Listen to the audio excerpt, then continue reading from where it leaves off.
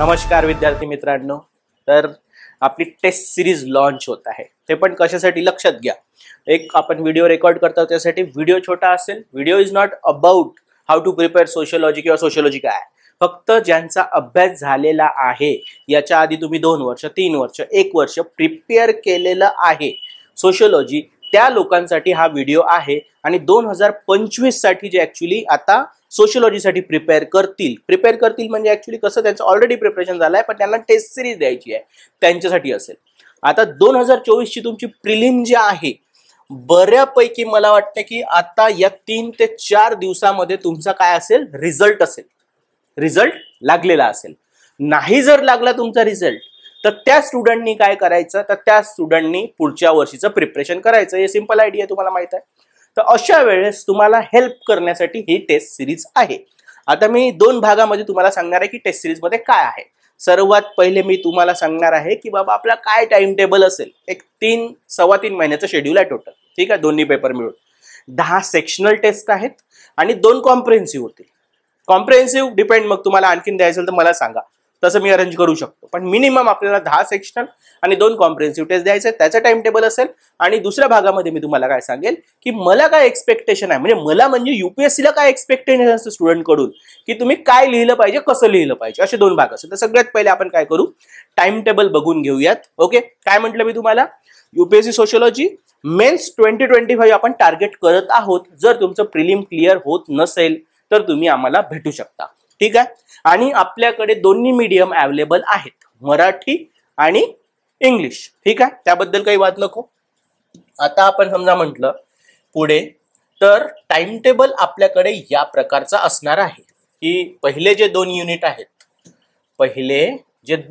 आहेत, काय, sociology as a discipline, कसा विषय आहे बाबा सोशियोलॉजी, त्याच्यामध्ये तुम्हाला माहित आहे, मी थोडं डिटेलमध्ये सांगतो तुम्हाला की तुम्हाला माहित असेल तरी, की राइज ऑफ सोशियोलॉजी, बघ, French revolution, industrial revolution, comparison of sociology with other social sciences आणि सोशियोलॉजी अँड कॉमन सेन्स, असा भाग आहे एक पहिला पार्ट। ओके, आणि सोशियोलॉजी ॲज अ सायन्स म्हणजे सोशियोलॉजी सायंटिफिक डिसिप्लिन कसं बनलं, मग पॉझिटिव्हिझम आलं, इंटरॅक्शनिझम आलं, त्याच्यामध्ये मग फिनॉमिनॉलॉजी आहे किंवा सिम्बॉलिक इंटरॅक्शनिझम आहे, राईट। तर हे सगळ्या गोष्टी आल्यामुळे ते कसं व्हॅल्यू न्यूट्रल बनलं, ऑब्जेक्टिव्हिटी कशी साधली गेली, त्याबद्दलचं एक युनिट आहे, युनिट नंबर 2।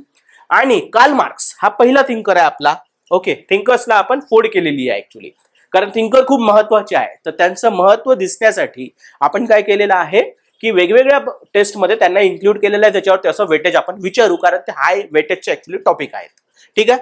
आणि ह्या 3 याला मिळून आपण 7 जुलैला पहिली टेस्ट कंडक्ट करणार आहोत, 3नी मिळून। ओके, 3 पार्ट मिळून आपण म्हणू शकतो की आपली पहिली टेस्ट असणार आहे 7 जुलैला।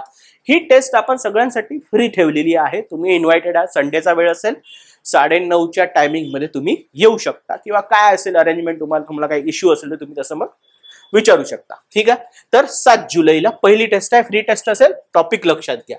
आता तुम्हाला फक्त मी काय सांगणार आहे की टॉपिक काय काय असते, ठीक आहे।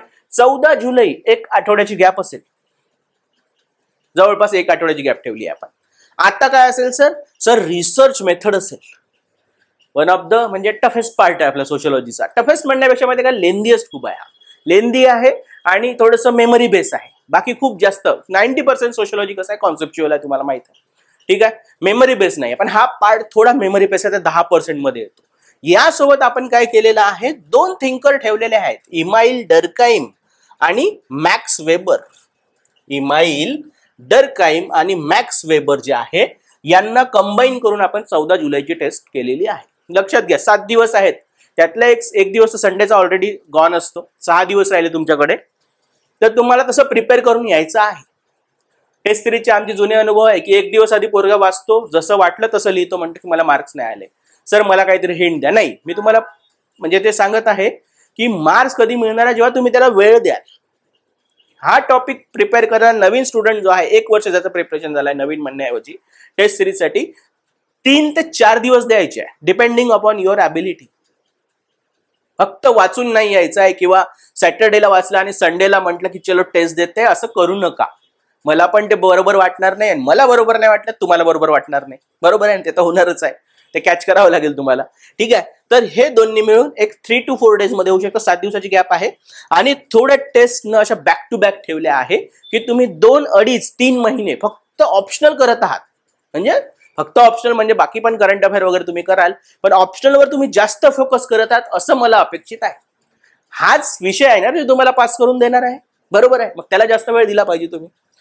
मग आपण 21 जुलैला टॉलकट पार्सन, मर्टन आणि मीड 3 थिंकर. आता ऑलरेडी टेस्ट 1 ला कार्ल मार्क्स झालेला आहे, टेस्ट 2 ला डर्काइम मॅक्स वेबर झालेले आहेत. आता पार्सन, मर्टन, मीड जे 3 थिंकर राहिले. मीड तुम्हाला माहिती आहे किती छोटा आहे. तर stratification and mobility and work and economic life. त्याच्यात वर्क अँड इकॉनॉमिक लाईफ कसं आहे हे पण थोडंसं कमी आहे, म्हणजे त्याचा सिलेबस खूप मोठा नाहीये, त्याचा करंट अफेअरचे प्रश्न येतात. मग जर करंट अफेअरचे प्रश्न जिथे येतात कुठल्या न्यूज मध्ये आहे, तसा आपला जो ग्रुप बनेल सोशियोलॉजी टेस्ट सिरीजचा, तिथे मी तुम्हाला सांगत जाईल की हे न्यूज मध्ये आहे रे बाबा. सर्टिफिकेशन संबंधी ही गोष्ट न्यूज मध्ये आहे. सर्टिफिकेशन मध्ये 2 भाग आहेत. काय काय भाग आहेत? स्टॅटिफिकेशन थेअरीज, वेबेरियन थेअरी काय म्हणते, मार्क्सिस्ट थेअरी काय म्हणते, फंक्शनलिस्ट थेअरी काय म्हणते. म्हणजे डेव्हिस अँड मूर त्याच्यामध्ये आलं फंक्शनलिझम मध्ये. अशा वेळेस तुम्हाला काय करावं लागेल की याला वेट लक्षात ठेवा, अशा थेअरीज ते 20 मार्कला विचारतात. आणि बाकीचे मुद्दे आहे मग इथे इनइक्वॅलिटी आहे, इक्वॅलिटी आहे, पॉवर्टी आहे, याला ते 10-10 मार्काचे प्रश्न विचारतात. इथिनिसिटी वगैरे सारखे मुद्दे झाले, रेसिझम सारखे मुद्दे झाले, 10-10 मार्काचे प्रश्न असतात. तुम्हाला स्कोर वाढवायचा आहे ना, तुम्हाला समजून घ्यायचं आहे की पेपर कसा येणार आहे, ते पण मी सांगेल तुम्हाला हळूहळू. ओके, आपण म्हणलंय की स्कोर एनहान्सिंग टिप्स म्हणून पहिले सिलेबस समजून घ्या. 21 जुलैला हे 3 असतील. मोठं वेटेज काय माहिती आहे का याच्यामध्ये, पार्सन, मर्टन. पार्सन आणि मर्टन जो आहे हा मुद्दा खूप जास्त इम्पॉर्टंट असेल इथे. ओके, आणि त्यानंतर ऍक्च्युली तुम्हाला स्टॅटिफिकेशनचा मुद्दा खूप जास्त ऍक्च्युली इम्पॉर्टंट असू शकतो. बाकीचं मग आपण ते थोडं वेटेज कमी आहे. 28 जुलैला आपल्याला 2 हेवीवेट चॅम्पियन सोबत भिडायचं actually, religion and society and politics and society. Thinker नंतर जास्त वेटेज कशाला असेल तर religion and society and politics and society. 28 जुलै. याला तुम्हाला एक 4 ते 5 दिवस लिहावे लागतील, कारण खूप आहे सिलेबस मध्ये, खूप आहे. हा मोठा सिलेबस आहे. ठीक आहे, आणि वेळ देण्यासाठी असं येऊन विचारू नका सर मी वेळ कसं देऊ. म्हणजे तुम्ही वेळ देण्यासाठीच एक्झामला येत आहे ना. इथे येऊन तुम्ही कसं कोणाला प्रश्न विचारू शकता, मी अभ्यास कसा करू, की सर मी काय करू आता, मी कसा वेळ मॅनेज करू. झाला एक क्लास तुमचा मागच्या वर्षी, असं आम्ही अज्युम करतो. मग आता तुम्हाला अभ्यासालाच वेळ असेल ना, आहे की नाही. तर हे एक आणखीन असेल. त्याच्यानंतर टेस्ट आहे 4 ऑगस्टला, 7 दिवसाची गॅप. हा छोटेसे टॉपिक आहे, किनशिप. मग या किनशिप मध्ये फॅमिली, ओके, फेमिनिझमचा एक ओव्हरऑल टॉपिक येऊ शकतो, woman and associated issues, patriarchy म्हणा किंवा किनशिप व्हेरिएशन म्हणा, फॅमिली काय असतं, असे प्रश्न तुम्हाला असतील. ठीक आहे, हा सिलेबसचा भाग झाला detail. Social change in modern society, मग एज्युकेशन अँड सोशल चेंजच्या थेअरी आहेत. एज्युकेशन अँड सोशल चेंज आहे, science and technology and social change आहे, किंवा अजून सायन्स अँड एज्युकेशन अँड झालं. ओके, सायन्स अँड टेक्नॉलॉजी आणि सोशल चेंज आपण म्हणलं आणि त्याचं खूप डेरिव्हेटिव्ह निघू शकतात. मग आता ते जनरेटिव्ह एआय कसं सोशल चेंज होऊ शकतो हे पण विचारलं जाऊ शकतं. चॅट जीपीटी, पण त्याला जनरेटिव्ह एआय म्हणतात. ते तुम्हाला लक्षात घ्यावं लागेल. ठीक आहे, हा झाला आपला ओव्हरऑल ओके पेपर 1चा टॉपिक. बरोबर आहे, 4 ऑगस्ट. आता जसा पेपर 1 झाला तुमचा फ्रेशली प्रिपेअर राहील, 1-1.25 महिन्यामध्ये प्रिपेअर व्हायला पाहिजे. नाही होत आहे म्हणजे आपला अभ्यास नाही झालेला आहे, आपलं कॉन्सेप्च्युअल क्लिअरिटी बरोबर नाही, व्हायला पाहिजे. आणि ज्याचं होत आहे त्याच्यासाठी टेस्ट सिरीज आहे. ठीक आहे, ओके. 11 ऑगस्टला आपण काय करू, पेपर 1 एक कॉम्प्रिहेन्सिव्ह पेपर घेऊ. कॉम्प्रिहेन्सिव्ह पेपर 1 11 ऑगस्टला 3 तास प्रॉपर 5 ते 6 क्वेश्चन सेटअप होणार, तुम्हाला ते द्यावे लागतील. ठीक आहे, ओके, ग्रेट. आता हा झाला टाइम टेबलचा एक भाग. आता आपण काय करूया, मग हे झालं की पेपर 2 सुरू आपला, Indian society structure and change. 3 part आहे, 3 पार्ट आहेत. इंट्रोडक्शन टू इंडियन सोसायटी पहिला छोटा पार्ट, याच्यात थिंकर आणि कोलोनियल रूल म्हणजे जे वसाहतवादाचे जे परिणाम झाले त्याबद्दल चर्चा ए. नंतर आहे इंडियन सोसायटीचं स्ट्रक्चर कसं आहे, बी स्ट्रक्चर कसं आहे. तिसरा पार्ट काय आहे की या स्ट्रक्चर मध्ये फंक्शन मध्ये काही बदल होत आहे का, चेंज, असा तिसरा पार्ट आहे. ABC, Indian society, introduction to Indian society, structure आणि त्याचा होणारा बदल 3 पार्ट आहे सोशियोलॉजी मध्ये, पेपर 2 मध्ये, लक्षात घ्या. ठीक आहे, इथे इंडियावर फोकस होतो, इथे इंडियावर फोकस होतो. पेपर 1 जो आहे त्याच्यामध्ये फॉरेन ऍक्च्युअली ज्या थेअरीज आहेत त्याच्यावर फोकस होतो. मग पहिला पेपर आहे आपला 18 ऑगस्टला पेपर 2 चा. काय काय आहे सर सिलेबस मध्ये? काही मोठी गोष्ट नाही आहे. तिन्ही थिंकर आहेत, घुरे आहे, श्रीनिवास आहे, देसाई आहे. होऊ शकतं एका दिवसामध्ये कम्प्लीट आरामात. मग impact of colonial rule on Indian society, याच्यामध्ये मग योगेंद्र सिंग झाले किंवा इंडियामध्ये जे सोशल रिफॉर्म मुवमेंट झाले या सगळ्या गोष्टी येतात. काहीही विचारलं जाऊ शकतं अंडर द स्काय, ते सोडून द्या तुम्ही. ओके, नंतर स्ट्रक्चरचा एक भाग आपण त्याच्यामध्ये घेतलेला आहे, तो पण जे ॲग्रेरियन स्ट्रक्चर आहे, म्हणजे कृषी बेस्ड जे आपले विलेज स्ट्रक्चर असतं, विलेज किंवा ॲग्रेरियन दोन्ही आपण सोबतच बोलू शकतो त्याच्यावर, ते आपण ऍक्च्युली याच्यामध्ये ठेवलेले आहेत. ठीक आहे, ग्रेट. हा मुद्दा झाला एक. 3 भाग मिळून टेस्ट बनताय, लक्षात घ्या. नंतर आपण काय केलेलं आहे, टेस्ट नंबर 7 25 ऑगस्ट. इथे थोडे हेवी वेट, पुन्हा पेपर 2 चा इम्पॉर्टंट टॉपिक बघा, थिंकर. नंतर कास्ट आणि ट्राईब आहे, कास्ट, ट्राईब आणि क्लासला आपण सोबत ठेवला आहे.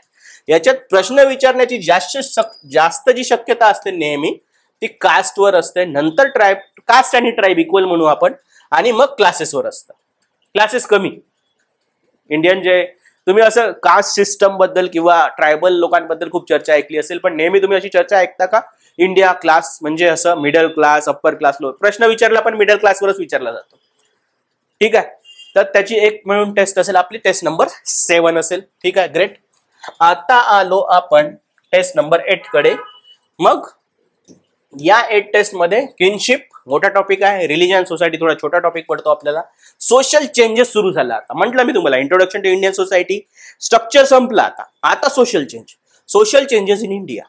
मग त्याच्यामध्ये मग प्लॅनिंग, कॉन्स्टिट्यूशन, लॉ, एखादी लॉ कुठला पण त्याच्यामुळे होणारा बदल, किंवा सिम्पली लॉमुळे काय सोशल चेंज होऊ शकतो, शिक्षण, सामाजिक बदल, एज्युकेशन अँड सोशल चेंज. मग या एज्युकेशन अँड सोशल चेंज मध्ये राईट टू एज्युकेशनमुळे काय चेंज झाला, न्यू एज्युकेशन पॉलिसीमुळे काय चेंज झाला, असा पण प्रश्न येऊ शकतो तुम्हाला. इथे भले एज्युकेशन अँड सोशल चेंज देऊ नसेल. ठीक आहे, आता हे जर होत असेल तर 8 सप्टेंबरला टेस्ट नंबर 9 असेल. मग त्याच्यात rural and agriculture transformation, rural and agrarian structure कसं आहे याचा पार्ट बघितला की तुम्ही स्ट्रक्चर मध्ये होता. आता याच्यामध्ये चेंज कसा झाला आणि कशामुळे चेंज झाला हे त्यांनी सांगितलेलं आहे. मग ते ग्रीन रिव्हॉल्युशन असेल, नाहीतर एलपीजी पॉलिसी असेल, नाहीतर एखादी अशी पॉलिसी असेल जसं एमएसपी सारखी गोष्ट झाली, किंवा याच्या संबंधीचे मुवमेंट झाल्या. ओके, तर काय बदल झाला असा प्रश्न असू शकतो. इंडस्ट्रियलायझेशन आणि अर्बनायझेशन भारतामध्ये कसं झालेलं आहे याच्यावर थोडे कमी प्रश्न असतात, पण ठीक आहे. आणि politics and society, politics and सोसायटीमध्ये Indian democracy, pressure group, leader जे असतात ऍक्च्युली त्याचा काय इन्फ्लुएन्स होतो, अशा प्रकारचे प्रश्न येऊ शकतात. सिलेबसला दिलेला पार्ट ऍक्च्युली याची मिळून आपली टेस्ट नंबर 9 असेल. आणि मग आपण इथे जवळपास एक 15 दिवसाची गॅप घेत आहोत, म्हणजे 8 सप्टेंबर नंतर सरळ 22 सप्टेंबरला एक टेस्ट आहे. थोडा मोठा सिलेबस ठेवलेला आहे याच्यामध्ये. सोशल मुवमेंटच खूप मोठा ऍक्च्युअली टॉपिक आहे आपल्याला, त्या new social movement, old social movement. ठीक आहे, आणि सोबत मग पॉप्युलेशन डायनॅमिक्स जीएस मध्ये पण आहे तुम्हाला. एकच टेस्ट अशी आहे ज्याला 15 दिवसाची गॅप. आणि नंतर चॅलेंजेस ऑफ सोशल ट्रान्सफॉर्मेशन, जो शेवटचा टॉपिक आहे 22 सप्टेंबरला हे संपायला पाहिजे. 15 दिवसाची गॅप आरामशीर होऊ शकतो, तुम्हाला पण थोडा आराम असेल. आणि आराम करण्यासाठी आपण आलोच नाही कुठे, तुम्ही कुठे पण असा, घरी असा नाही तर पुण्यात असा, आराम करण्यासाठी आलाय का तुम्ही? नाही, म्हणून आराम नाहीये इथे. ठीक आहे, थोडा रेस्ट एका दिवस मिळून जाईल तुम्हाला.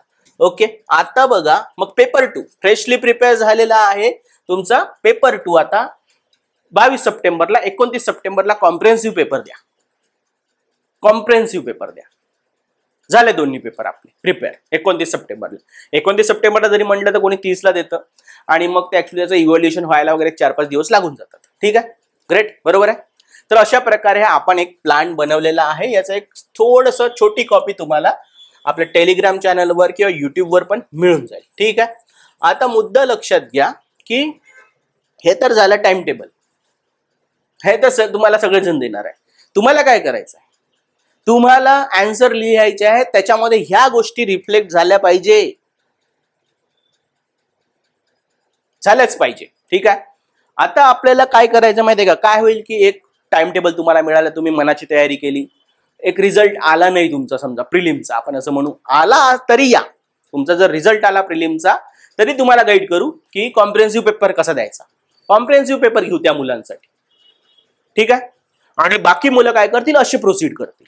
2 प्रकारचे स्टुडंट असतील. आता हे जर झालं, ठीक आहे, तर सगळ्यात पहिले लक्षात घ्या की एक्सपेक्टेशन काय आहे. तुम्हाला टाइम टेबल मिळाला, हा 7 सप्टेंबरला हे आहे, 4 ऑगस्टला हे आहे, हे समजलं आहे. आता आपल्याला टाइम टेबल मध्ये सिलेबस कुठला आहे, टॉपिक कुठला आहे, सब टॉपिक कुठला आहे, मायक्रो कुठला आहे, ठीक आहे, हे झालं, माहित झालं. मग त्याबद्दल तुम्ही त्या आठवड्यामध्ये मला विचारणा करू शकता की सर मी अभ्यास केलाय, काही प्रॉब्लेम नाही. तुमचा जर अभ्यास असेल, तुमच्याकडे नोट्स असेल, कॉन्सेप्च्युअल क्लॅरिटी असेल, मला काहीच डाऊट विचारू नका. पण जर तुम्हाला डाऊट असेल की सर हा टॉपिक मी नाही केलेला आहे किंवा एखाद्या कॉन्सेप्ट मध्ये मला प्रॉब्लेम आहे, तर तुम्ही विचारू शकता. डाऊट क्लिअरिंग तुम्हाला तसं करून दिलं जाईल. ग्रेट, बरोबर आहे ना, हे करू शकतो आपण, ठीक आहे. हे झाल्यावर अभ्यासाला लागायचं. अभ्यासाला पण डाऊट आला तो विचारायचं. नंतर टेस्ट असेल. एकदा टेस्ट झाली, मी इथेच असेल, 1-on-1 एक डिस्कशन होईल की यायचं पेपर घेऊन मी तुम्हाला पेपर चेक करून देईन, ठीक आहे. पेपर मिळाला, झालं तुमचं काम. आणि नंतर पेपर झाल्यानंतर एक दुसऱ्या टेस्टच्या आधी तुम्हाला काय मिळेल की नाही रे, या आन्सर मध्ये हे एक्सपेक्टेशन असेल. त्याला मग तुम्ही ऍक्च्युली पॉइंट वाईज आन्सर पण म्हणू शकता आणि मॉडेल आन्सर पण म्हणू शकता. ते तुम्हाला एक मिळून जाईल. त्याची एक PDF कॉपी असेल, ठीक आहे, हार्ड कॉपी मिळणार नाहीये. ओके, आता या आन्सर मध्ये लक्षात घ्या की स्ट्रक्चर प्रॉपर असलं पाहिजे. आता मेनली आपल्याला काय माहित असतं, स्ट्रक्चर म्हणजे इंट्रोडक्शन असतं, एक कन्क्लुजन, मेन बॉडी, ठीक आहे, बरोबर आहे ना. आता त्याचं पण स्ट्रक्चर थोडं बहुत चेंज होऊ शकतं कुठे कुठे. काय इन्स्ट्रक्शन आहे लक्षात घ्या. काय विचारलेलं आहे, एक्सप्लेन विचारलेला आहे का, क्रिटिकली अनालाइज विचारलेला आहे का, इल्युसिडेट आहे का, इलिस्ट्रेट आहे का, यानुसार तर तुम्ही तसं आन्सर लिहिलं पाहिजे असं अपेक्षित आहे. नाही लिहिलं मार्क्स नाही मिळणार. सिंपल गोष्ट आहे.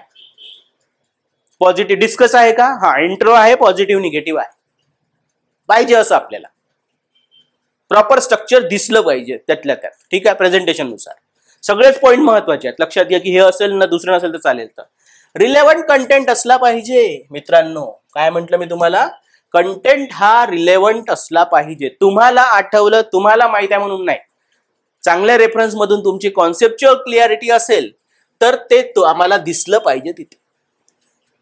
कधी कधी करंट अफेअरचा रेफरन्स असेल किंवा प्रत्येक करंट अफेअरचा असेल तर रिलेव्हंट आम्हाला आन्सर दिसलं पाहिजे तिथे, ठीक आहे.